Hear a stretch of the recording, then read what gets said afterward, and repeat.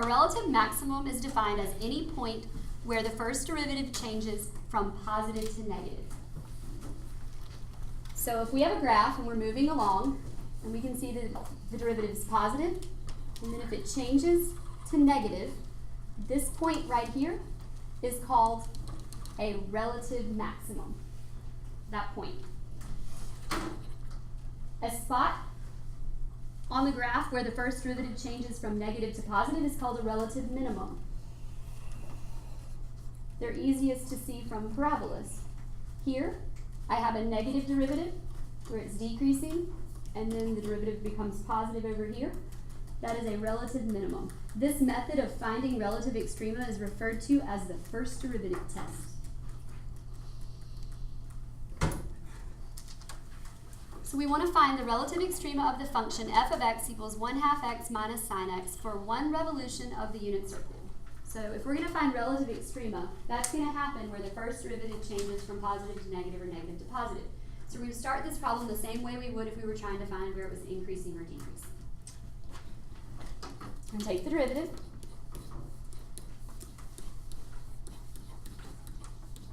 We're going to set it equal to 0.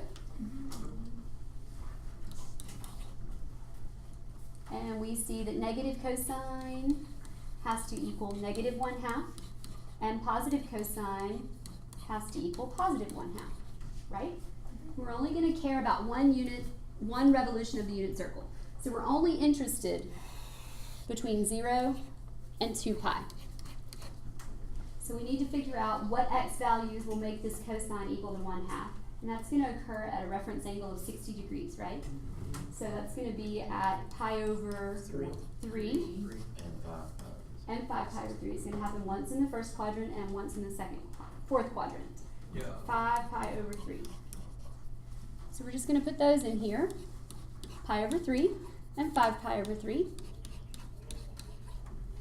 And we're going to test some numbers in our first derivative to see whether it's increasing or decreasing in that area. Make sense? Okay. So,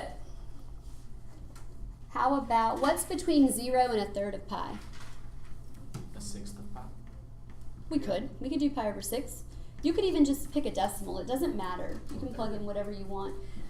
Do you understand that pi over 3 is about 1 point something? So we could just plug in 0.5 radians, right? Is that okay? Or you can test pi over 6. It doesn't matter. Or pi over 4.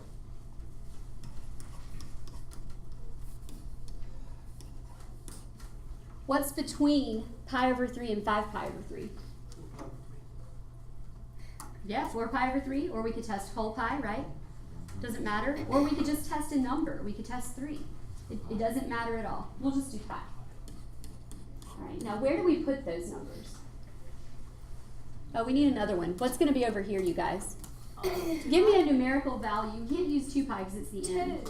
Give me a numerical value between 5 pi over 3 and 2 pi. I'm going to pause for a minute and let you think about it. No, it's gotta be like... Okay, so what does pi over 3 equal? 1.047. 1.047. All right, 1.0 something. What's 5 pi over 3? 5.2. 2, 3. And what is 2 pi? 6.28. 6.28. Okay, so if I want a number between 5.2 and 6.28, how about 6? Would that be okay? Yeah. All right. So I'm going to give you a second to go substitute, make sure you're in radian mode, these 3 numbers into the derivative and tell me whether they are positive or negative. Okay, so when you substituted 0.5 in, what did you get? Negative 0.38. Did everybody get that? All right, when you substituted pi in, what did you get?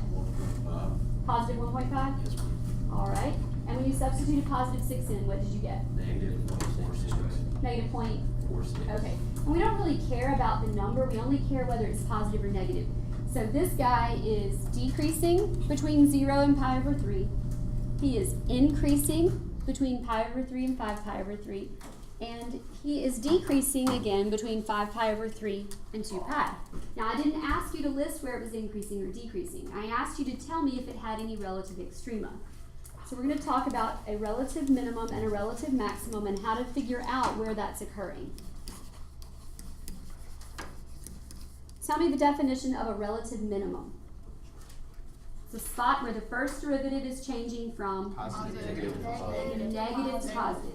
And guys, if it helps, draw it above. See how it's going from negative to positive? Imagine it going from decreasing to increasing. And you would see that that looks like a minimum. From positive to negative looks like a maximum. So the point up there that it appears to have a relative minimum is at pi over 3. And where it appears to have a relative maximum, where the derivative goes from positive to negative, increasing to decreasing, appears to happen at 5 pi over 3. Any questions at this point? The only thing we have to do now is figure out the y value that goes with these two ordered pairs. And you do that by substituting into the original. These are not intervals. These are ordered pairs. They look like intervals, but they're not.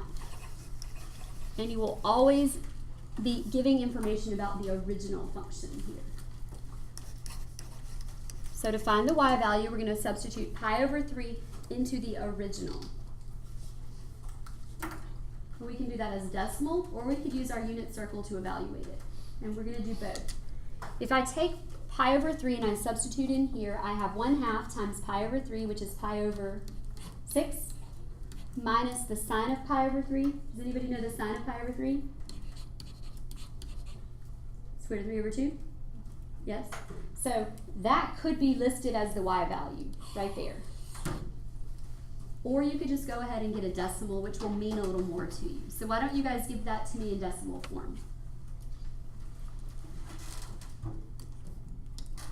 So we got negative 0.342 as the y value of our relative minimum.